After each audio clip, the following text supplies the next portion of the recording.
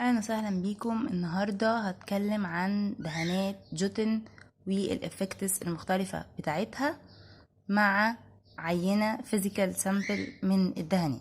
تابعونا النهارده. بتكلم عن نوعين او 3 من الدهانات جوتن. هتكلم عن الفيزيكال سامبل. احنا لما بنيجي نشتغل بنطلب فيزيكال سامبل من الكود بتاع اللون اللي احنا طالبينه من الكونتراكتور. ليه بطلب الفيزيكال سامبل؟ لان انا ممكن لما احط الالوان جنب بعضها زي ما انتم شايفين كده، دي فيزيكال سامبلز، لما احطهم جنب بعض ممكن اكتشف انه هما مش لايقين مع بعض، الالوان دي مش ماتشنج مع بعضها، فممكن اغير الكود بتاعي. تمام. طيب ايه العينات دي، ايه الحاجات دي؟ طيب احنا كنا اتكلمنا على الفيلفت، يعني ده الفيلفت اهو، ده الرويال فيلفت، تصميم ليدي ديزاين من جوتن. انا لما باجي بوصف بكتب جوتن ليدي ديزاين رويال فيلفت. تمام.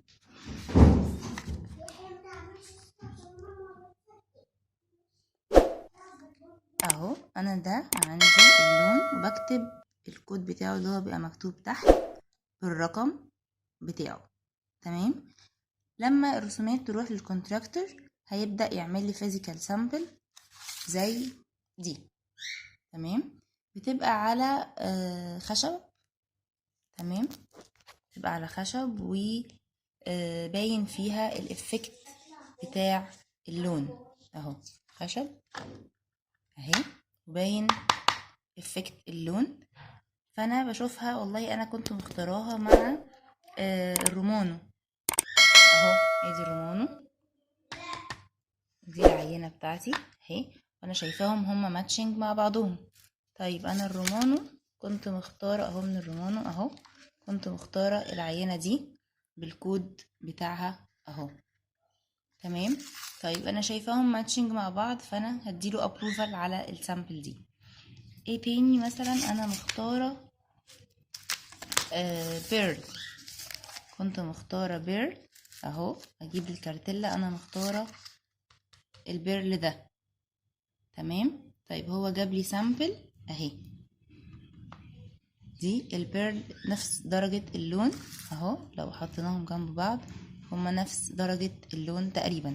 بيبقى في حاجة بسيطة، فرق حاجة بسيطة من ان ده على ورق وده على خشب. تمام.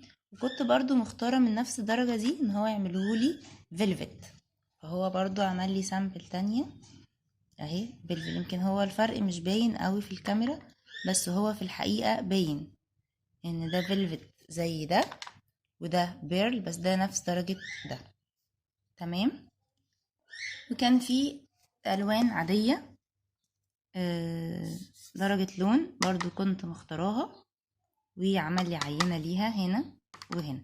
فانا دلوقتي حطيت الباليت بتاعتي اهي الالوان وقارنتها بالكارتيلا بتاعتي بتاعت جوتن اللي انا اوريدي مختاره منها الرويال والفيلفت والاكواد والرومانو. تمام. فانا كده هديله ابروفال على العينات دي كلها، وهخلي الكلاينت تختار اذا كانت عايزه البير ولا الفيلفت، لانه انا بالنسبه لي الاتنين اتس اوكي في الديزاين. لكن بالنسبه للكلاينت، في كلاينتس بيحبوا الفيلفت اكتر وفي كلاينتس بيحبوا البير اكتر. ودي كانت شرح لطريقه ازاي بدي ابروفال على الفيزيكال سامبل وازاي اقارنها بالكود اللي انا اوريدي كاتباه. اتمنى اكون قدرت افيدكم. ما تنسوش تعملوا لايك واشتراك وتفعلوا زر الجرس علشان يوصلكم كل جديد، واشوفكم الحلقة الجاية، والى اللقاء.